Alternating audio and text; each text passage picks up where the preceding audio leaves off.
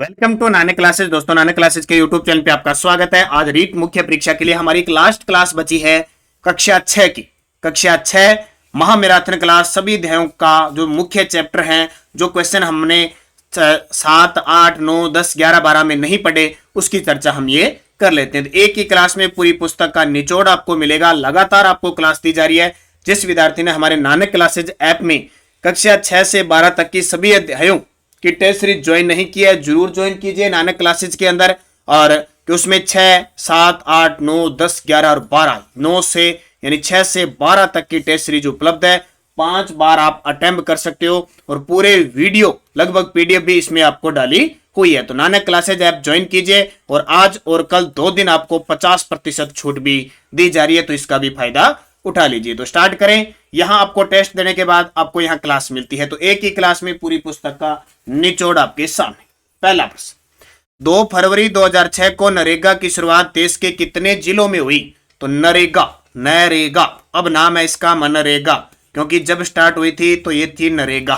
ठीक है, तो 2 फरवरी 2006 को नरेगा की जो शुरुआत हुई थी कितने जिलों में हुई थी? तो वो उस समय जिले थे 200 जिले। कितने जिलों से इसकी शुरुआत हुई? 200 जिलों से। वर्तमान में पूछे तो कितने जिलों में है? संपूर्ण भारत के अंदर। दूसरा प्रश्न, नरेगा को संपूर्ण देश में किस वर्ष लागू किया गया? तो नरेगा को संपूर्ण देश में लागू किया गया 2008 में। अप्रैल 2008 में पूरे पूरे के पूरे भारत में लागू किया गया। 2 फरवरी 2006 को जब नरेगा की शुरुआत हुई थी तब 200 जिलों में, अप्रैल 2008 के अंदर जितने भी 650 प्लस जिले हैं उन सब में लागू कर दिया गया। फिर प्रश्न बनता है असंगत युग्म बताओ। अलग अलग प्रश्न है। राजस्थान, राजस्थान भारत के कितने प्रतिशत भाग पर फैला है? 10.41% पर। सही है। राजस्थान की उत्तर दक्षिण की लंबाई 826 किलोमीटर है। राजस्थान की दक्षिण, उत्तर से दक्षिण की लंबाई 826 और जो है पूर्व से पश्चिम 869, 826, 869, तो सही है। राज्य की कुल स्थलीय सीमा की लंबाई 4850, ये गलत है। इतनी है 5920, 5920 है। रेड क्लिफ रेखा की राजस्थान में लंबाई 1070 किलोमीटर, ये भी सही है, तो 3 नंबर गलत। संगत युग्म बताइए। एक और बता देता हूं, हमारी जो ये पुस्तक है ना, ये पुस्तक है 5555। इसमें एक क्वेश्चन है, इसमें एक क्वेश्चन दिया है कि राजस्थान से कितने जिलों की सीमा, राजस्थान से कितने जिलों की सीमा लगती है? अंतरराष्ट्रीय प्लस अंतरराज्य। ठीक है, तो वो 36 उत्तर सही होगा। कोई विद्यार्थी कंफ्यूज है, राजस्थान से पूछ रहे, राजस्थान के नहीं है। राजस्थान से का मतलब क्या हुआ कि यूपी के 2 जिले, एमपी के 10 जिले, हरियाणा के 6 जिले, 7 जिले, गुजरात के 6 जिले, पंजाब के 2 जिले, ठीक है, और पाकिस्तान के 9 जिले। टोटल देखोगे तो 36 जिले हो गए। और एक प्रश्न और दिया हुआ था मेरा, शुद्ध रूप से पुस्तक में शुद्ध रूप से कितने जिले हैं जो न तो अंतरराष्ट्रीय लगते हैं और न ही अंतरराज्य लगते हैं, ये दिया था ना। तो शुद्ध रूप उसमें शायद मिस्टेक से 25 लिखा गया, उसका उत्तर 21 है। क्यों है? क्योंकि देखो 8 जिले तो किसी से नहीं लगते और 4 जिले ऐसे हैं जो अंतरराष्ट्रीय भी बनाते हैं और अंतरराज्य भी बनाते हैं। ठीक है, तो वो भी कट गए। तो शुद्ध रूप से कितने बच गए? 12 काट दो 33 में से तो 21 बचते हैं। ठीक है, वो कहीं 25 है तो वो 21 कर लेना। अगला प्रश्न देखो, असंगत बताओ। कंसुआ अभिलेख चित्तौड़गढ़, ये गलत है। कंसुआ अभिलेख चित्तौड़गढ़ में नहीं है। नांदसा यूप स्तंभ है भीलवाड़ा में। नांदसा यूप स्तंभ ये भी भीलवाड़ा में, अभी पेपर में आया वन रक्षक में। सामोली शिलालेख उदयपुर में सामोली और बिजोलिया शिलालेख भीलवाड़ा। तो कंसुआ अभिलेख है ये चित्तौड़गढ़ के अंदर नहीं है। अरावली के संबंध में असत्य बताओ। अरावली, इससे विभिन्न प्रकार के खनिज प्राप्त होते हैं। हाँ, प्राप्त होते हैं। यह मरुस्थलीकरण के प्रसार को रोकती है, बिल्कुल बीच में हालांकि पार कर रहा है मरुस्थल, फिर भी रोक रही है। ये बंगाल की खाड़ी के मानसून के प्रभाव को रोकती है, बिल्कुल बंगाल की खाड़ी के मानसून के प्रभाव को टकराता है यहाँ पे और इधर पूर्वी राजस्थान में बारिश कर देता है। अरावली प्रदेश में सर्वाधिक अन्न पैदा होता है, ये गलत है। अरावली प्रदेश में धात्विक खनिज खूब होते हैं, अन्न पैदा नहीं होता है पहाड़ी क्षेत्र में, क्योंकि जनसंख्या 9% क्षेत्रफल, 10% जनसंख्या। असंगत युग्म देखिए, असंगत युग्म देखो, गोवर्धन सागर पिछोला झील के पास सही है। स्वरूप सागर फतेह सागर ये भी सही है।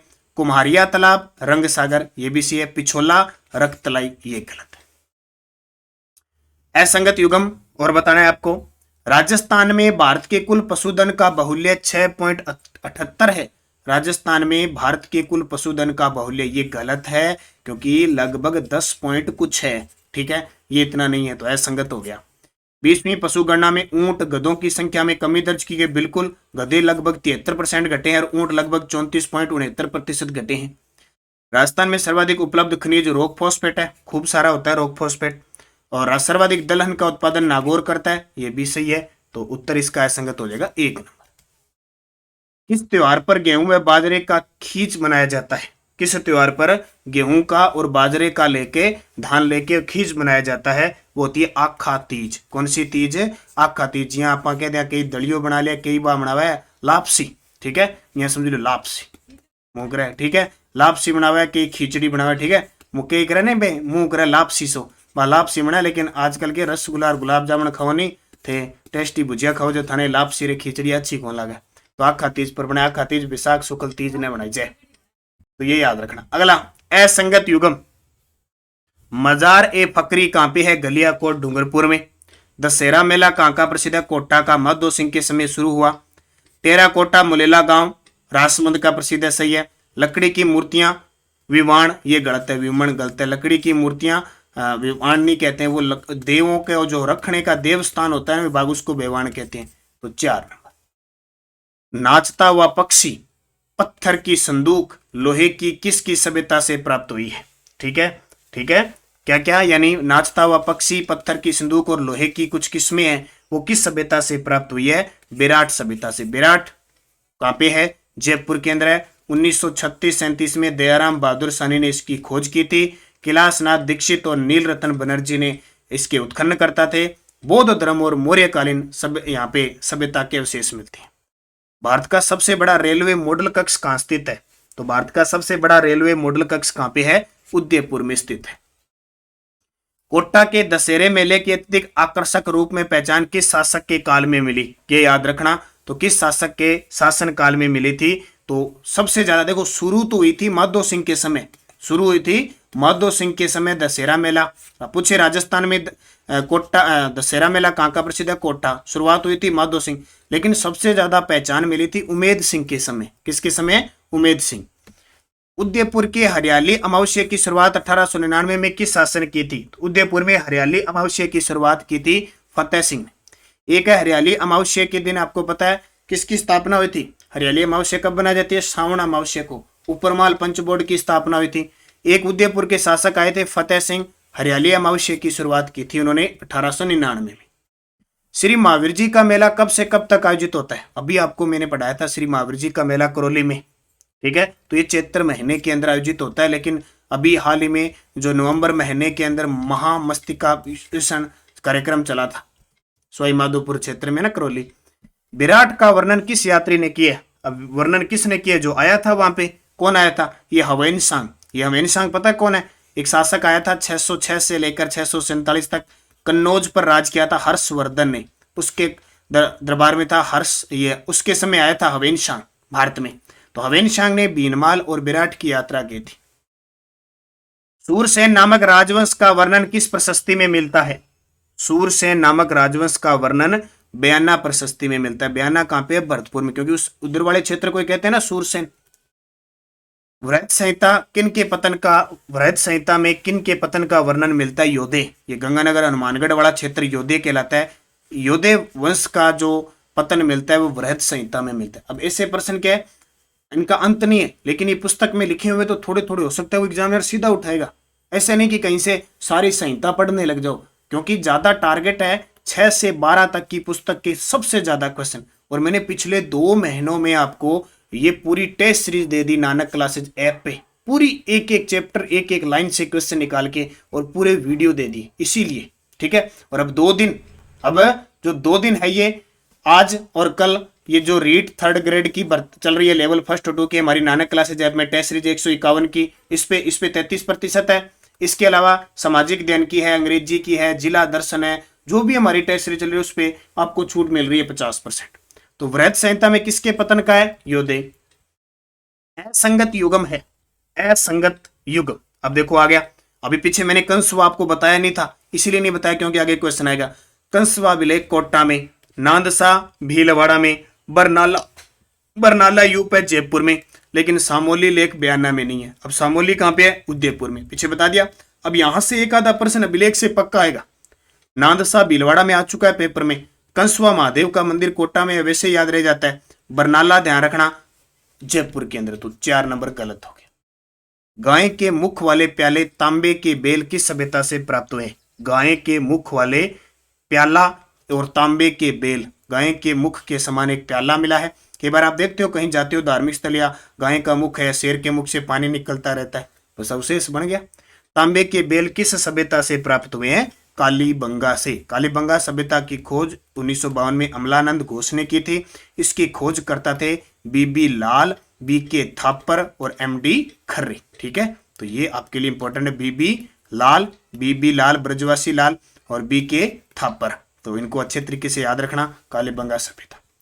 पूर्वी राजस्थान व गंगा घाटी में पल्लवित होने वाली संस्कृति कौन सी है? तो पूर्वी राजस्थान और गंगा घाटी में पल्लवित होने वाली तो गणेश्वर सभ्यता है, और गणेश्वर सीकर जिले के अंदर है, कांतली नदी के किनारे। इसकी खोज 1972 में रतन चंद्र अग्रवाल ने की थी।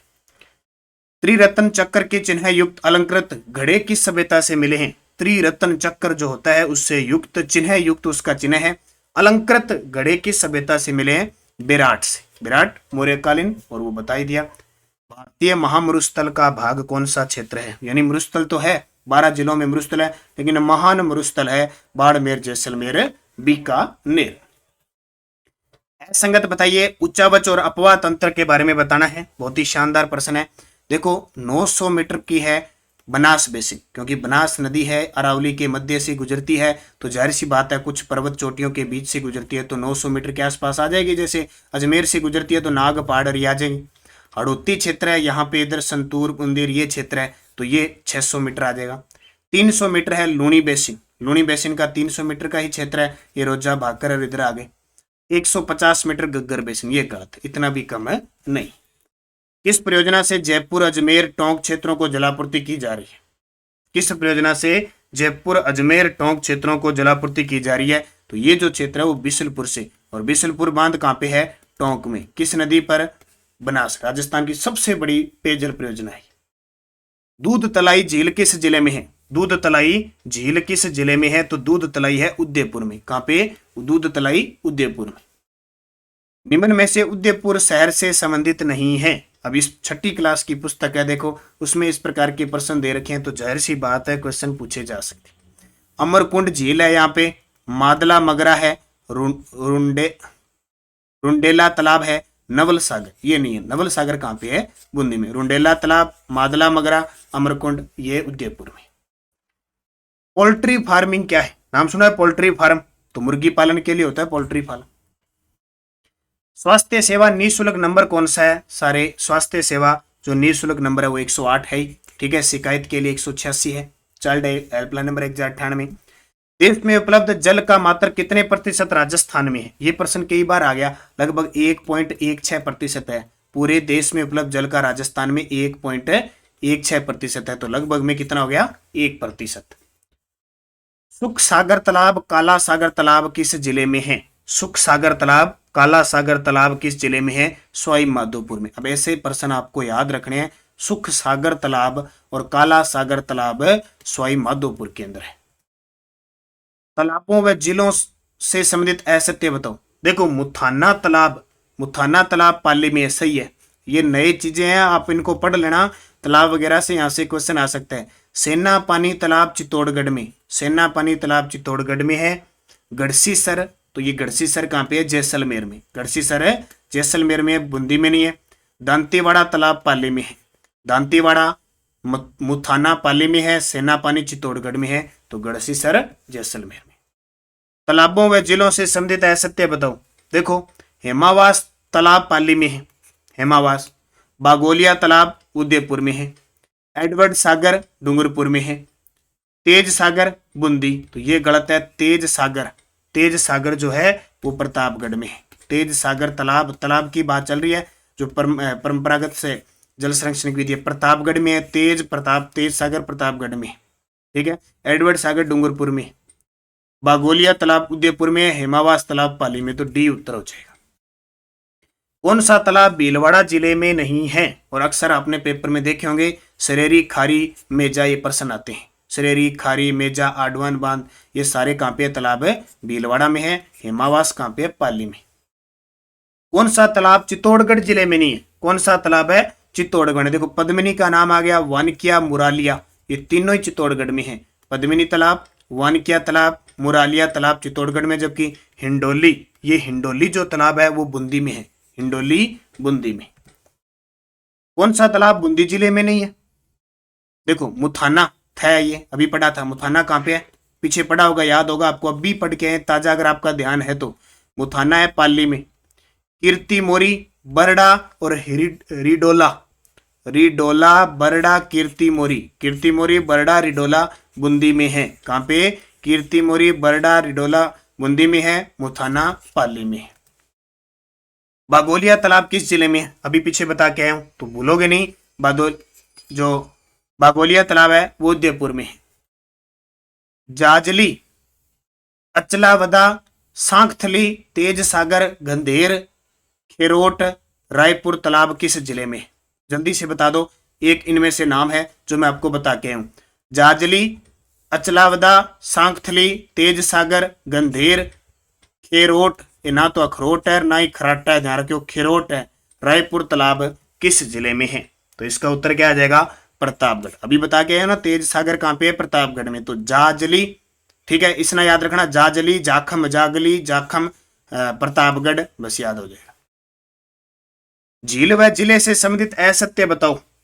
देखो विजय सागर झील है अलवर में, प्रताप सागर है जोधपुर में, टोरडी सागर कहाँ पे? टोरडी सागर है अजमेर में, ये गलत है। टोरडी सागर कहाँ पे है? टोंक में। टोरडी सागर है टोंक में।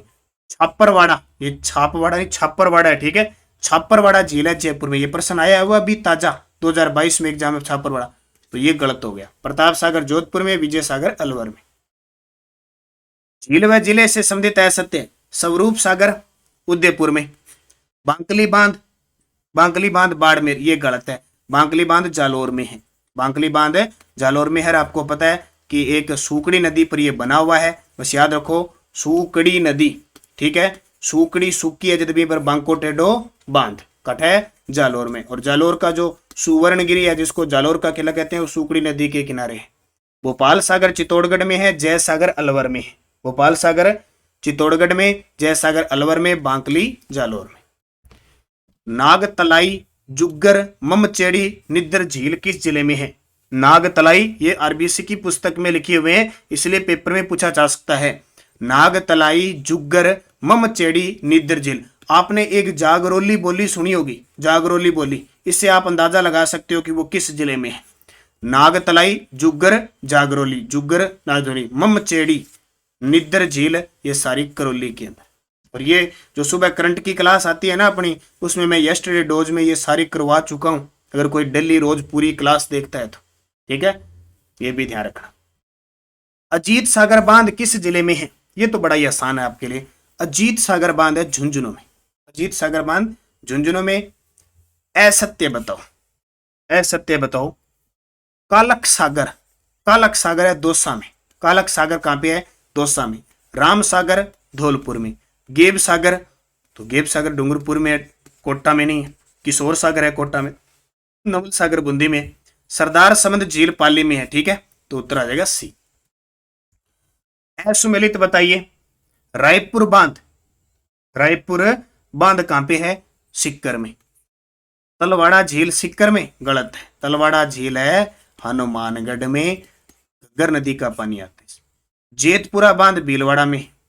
मोती झील भरतपुर में, जिसे भरतपुर की लाइफ लाइन कहते हैं।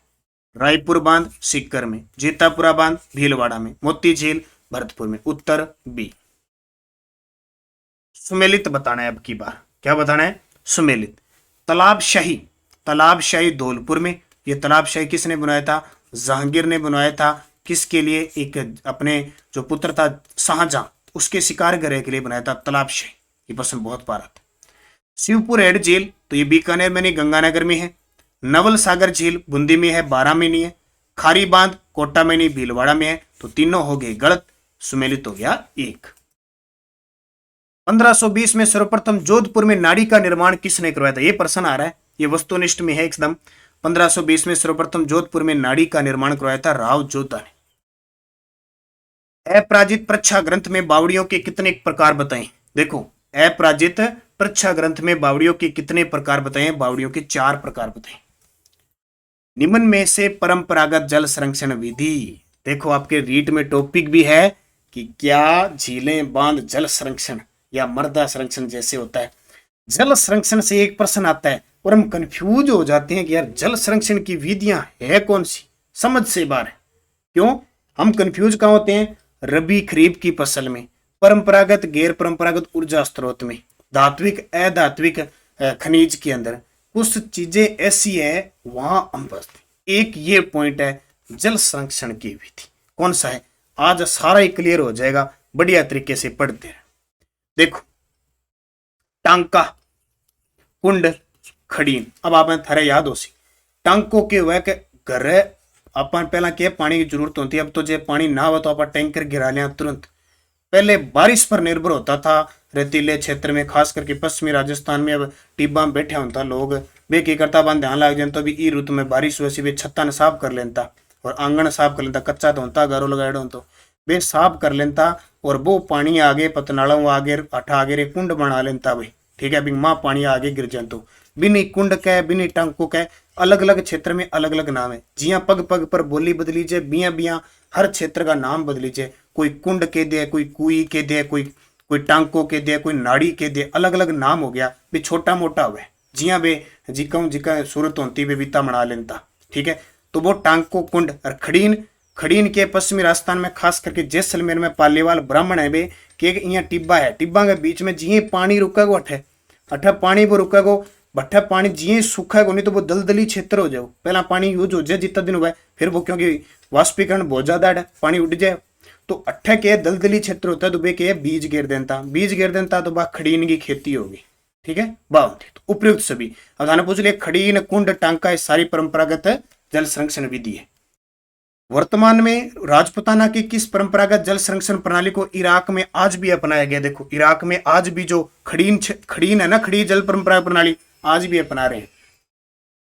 1660 में निर्मित महामंदिर जालरा प्रसिद्ध किस जिले में? वो एक जालरो है, ठीक है। कई नाम है, जालरो है, टांका है, नाड़ी है, कुई है, बेरी है, ये सारे। तो 1660 में निर्मित महामंदिर जालरा का प्रसिद्ध है। महामंदिर का जालरा प्रसिद्ध है किस क्षेत्र में? तो महामंदिर अब कट है महामंदिर तो ये जोधपुर में है, नाथ संप्रदाय का मंदिर है। राज्य सरकार ने किस वर्ष प्रारंभिक शिक्षा, कृषि, चिकित्सा, स्वास्थ्य, महिला व बाल विकास तथा सामाजिक न्याय व अधिकारिता विभाग पंचायती राज को सौंप दिया? स्टार लगा लो, बहुत ही शानदार प्रश्न है। किसा आज की प्रारंभिक शिक्षा यानी शुरुआत वाली, कृषि हो गया टॉपिक, चिकित्सा व स्वास्थ्य, महिला व बाल विकास, सामाजिक न्याय, कितने हो गए? 1 2 3 4 5 5 विभाग पंचायती राज संस्था को सौंप दिया। तो ये 2010 में सौंपे थे। प्रश्न आता है ना, प्रारंभिक शिक्षा जो होती है पंचायती राज के अधीन होती है। अब समझ में आ गया। महत्वपूर्ण योजना से संबंधित सत्य कथन बताओ। अभी कई योजनाएं मिक्स हो चुकी है, कई चल रही है, फिर भी इनको याद कर लेना। समन्वित ग्रामीण विकास कार्यक्रम IRDP 1978-79 में चला। ग्राम सब रोजगार योजना 1999 में, जवाहर रोजगार योजना 1989 में। सभी सत्य, एक आदि योजना यहाँ से प्रश्न आती है। योजना से संबंधित सत्य, जवाहर ग्राम समृद्धि योजना 1999, प्रधानमंत्री ग्रामोदय योजना सन 2000 में, प्रधानमंत्री ग्राम सड़क योजना ये अटल बिहारी वाजपेयी वाली है 25 दिसंबर 2000 से। उपयुक्त सभी ये आती है पेपर में। नरेगा की शुरुआत कब हुई थी? तो अधिनियम तो था 2005 का और नरेगा की शुरुआत हो गई 2 फरवरी 2006 से। कितने जिलों से? 200 जिलों से। अब ये 2 अक्टूबर मत कर देना कभी भी। आप सोचो नरेगा मनरेगा महात्मा गांधी है, जब महात्मा गांधी याद को नहीं, जब सीधो नरेगा ही याद आयो। क्या आयो? नरेगा। तो 2 फरवरी 2006। नरेगा का नाम बदलकर किस वर्ष मनरेगा किया? अब आपको याद रखना है 2 अक्टूबर 2009 के दिन क्या हुआ? महात्मा गांधी के नाम पर नरेगा को मनरेगा कर दिया। क्या कर दिया? मन की नरेगा कर दी। रेल मंत्रालय ने किस नाम से 21 महिला स्पेशल ट्रेनें चलाने का निर्णय लिया। अब ये देखो प्रश्न आ रहा है पेपर में बार बार, और ये किताब का वस्तुनिष्ठ प्रश्न है। मातृभूमि नाम से 21 महिला स्पेशल ट्रेनें। किस वर्ष प्रदेश के 7 जिलों में महिला विकास कार्यक्रम की शुरुआत हुई, जिसका विस्तार वर्तमान सभी जिलों में है। ये प्रश्न बहुत इंपॉर्टेंट है, खास करके आरपीएससी पूछेगी इनको। किस वर्ष प्रदेश के 7 जिलों में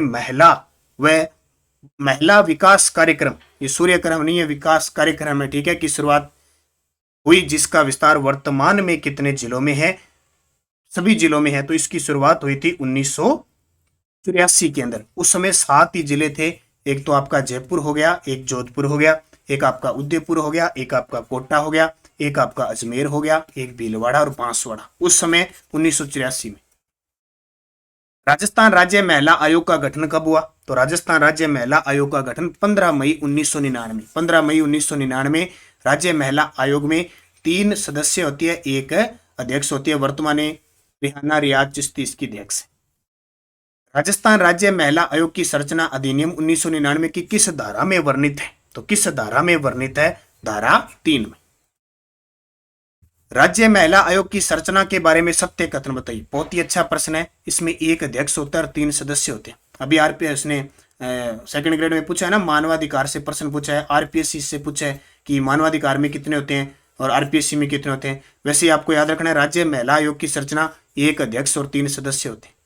सदस्यों में से एक SC ST अथवा एक अन्य पिछड़ी जाति की महिला अनिवार्य है, ठीक है। सदस्य सचिव राज्य सरकार द्वारा पदस्थापित अधिकारी होता है और अध्यक्ष राज्य सरकार द्वारा 3 वर्ष के लिए मनोनीत होता है, यानी जो अध्यक्ष का कार्यकाल होता है 3 वर्ष। तो ये सारे पॉइंट सही है इसके।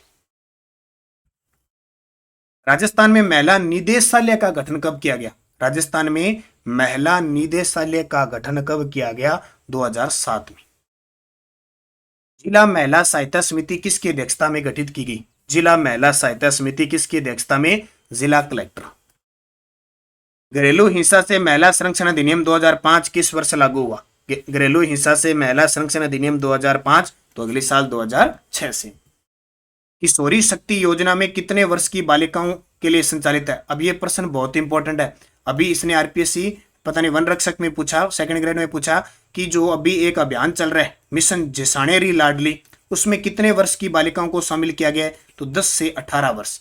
अब वैसे ये प्रश्न है, किशोरी शक्ति योजना में कितने वर्ष तक की बालिकाओं को शामिल किया गया है? 11 से 18। अब हो सकता है यहाँ पे वो 10 से 18 भी दे दे। मुख्यमंत्री 7 सूत्रीय महिला सशक्तिकरण कार्यक्रम किस घोषणा किस राज्य बजट में की गई?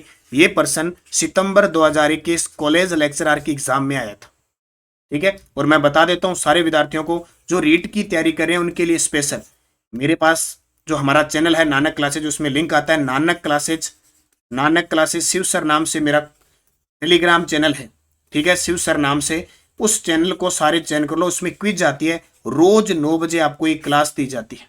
जैसे आज की क्लास है उसमें हम पढ़ेंगे राजस्थान के संदर्भ में निःशुल्क निजी विद्यालयों में जो प्रवेश है उसके बारे में। रोज का एक टॉपिक दिया जाता है और उसकी आपको क्लास भी दी जाती है। तो ये 7 सूत्री कार्यक्रम, प्रश्न क्या आता है कि 7 सूत्री कार्यक्रम का संबंध किससे है? महिला सशक्तिकरण से। इतना ही आता है प्रश्न। ये शुरुआत हुई थी 2009-10 में।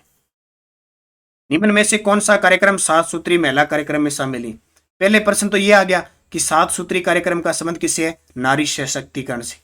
फिर कॉलेज लेक्चरर में एक पेपर में क्या आ गया कि वो 7 सूत्री कार्यक्रम है ना, उनमें शामिल कौन सा नहीं है, वो पूछ लिया। तो देखो, सुरक्षित मातृत्व है, जनसंख्या स्थिरीकरण है, बाल विवाह की रोकथाम है, ये समय सहायता समूह, यानी नॉर्मल महिला सशक्तिकरण के लिए जो 7 उपाय है ना वो है। महिला समय सहायता समूह कार्यक्रम कब शुरू हुआ? देखो आज चल रहे हैं ना, जगह जगह अपने करंट में पढ़ रहे हैं। तो इसकी शुरुआत 1997-98 में हुई थी। अब सारा कुछ संभाल रही है राजीव का, जो 2010-11 में स्थापित हुई। प्रियदर्शनी आदर्श समय सहायता समूह योजना के तहत अमृता पुरस्कार की शुरुआत कब हुई थी? तो अमृता पुरस्कार की शुरुआत हुई थी 2005 में। प्रियदर्शनी आदर्श समय सहायता समूह योजना के तहत अमृता पुरस्कार की शुरुआत 2005। 5 सूत्रीय महिला सशक्तिकरण कार्यक्रम किस वर्ष प्रारंभ हुआ? देखो वो है 7 सूत्रीय और एक है 5 सूत्रीय। ये 2010 में स्टार्ट हुआ था। कब? 2010 में स्टार्ट हुआ था और 7 सूत्रीय हुआ था 2009-10 में। 5 सूत्रीय महिला सशक्तिकरण कार्यक्रम में कौन सा कथन सत्य है? पॉइंट नोट करना, बहुत ही शानदार प्रश्न है, ठीक है। कौन सा सत्य? देखो, कक्षा 10 तक 100% बालकों को ठहराओ, यानी कक्षा 10 तक बालिकाएं पढ़नी चाहिए। ये 5 सूत्री कार्यक्रम है।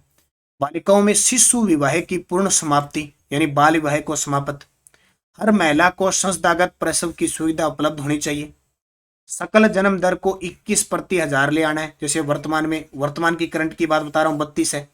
महिलाओं के लिए स्वरोजगार के अवसर सर्जित करना। तो सारी की सारी बात 5 सूत्री कार्यक्रम 5 कब स्टार्ट, 2011 में। ये पॉइंट बहुत इंपॉर्टेंट है। राजस्थान में बालिकाओं की संख्या में गिरावट रोकने के लिए चलाई जा रही योजना का नाम क्या है? तो सीधी सी बात है, मुख्यमंत्री बालिका संबल योजना चलाई जा रही है। मीराबाई के विवाहित के कितने वर्ष बाद पति भोजराज की मृत्यु हो गई थी? मीराबाई का विवाह हुआ था भोजराज के साथ, राणा सांगा के ज्येष्ठ पुत्र थे। कहते हैं कि 7 वर्ष बाद इनकी मृत्यु हो जाती है। उसके बाद में मीरा भक्ति भावना में लीन हो जाती है, कृष्ण भक्ति में लीन हो जाती है। अंतिम समय द्वारका गुजरात में बिताती है। भगवान श्री कृष्ण की मूर्ति में रणछोड़दास जी की मूर्ति होती है, उसमें विलीन हो जाती है। ये थाना डूंगरपुर क्यों प्रसिद्ध है? ये थाना डूंगरपुर प्रसिद्ध है लकड़ी की मूर्तियों के लिए। लकड़ी की मूर्तियों के लिए जेठाना प्रसिद्ध है। मुलेला के अतिरिक्त वे जिले जो टेराकोटा के अतिरिक्त केंद्र माने जाते हैं। मेन है मुलेला, राजसमंद, टेराकोटा, लेकिन उसके अलावा अलवर बाड़मेर में भी टेराकोटा के केंद्र है।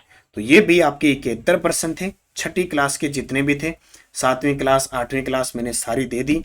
जो विद्यार्थी अब तक चूक रहे हैं, नानक क्लासेज ऐप में कक्षा 6 से 12 तक की सभी अध्यायों की टेस्ट सीरीज ज्वाइन कीजिए। 6 से 12 पीडीएफ वगैरह उपलब्ध है उसमें, ठीक है। तो ये ध्यान रखना। और फायदा आपको ये मिल रहा है कि आज और कल 50% छूट। देखो 100 ही रुपये चार्ज है। जब आप एक बुक लेके आओगे ना 6ठी क्लास की, तो आपके 100 रुपये 150 रुपये लग जाते हैं। 6, 7, 8, 6 से 12 तक, और महज आपको 100 रुपये और वही 2 दिनों में 50% छूट है। इससे ऊपर देखो क्या होगा, क्योंकि इतना तो हमारा हक बनता है, क्योंकि जितने हमारे साथ जितने टीचर हैं, टेक्निकल टीम जुड़ी हुई है, मेहनत कर रहे हैं, तो थोड़ा थोड़ा उनको मिल जाए तो अच्छी बात होती है। इसलिए आप निरंतर अध्ययन करें।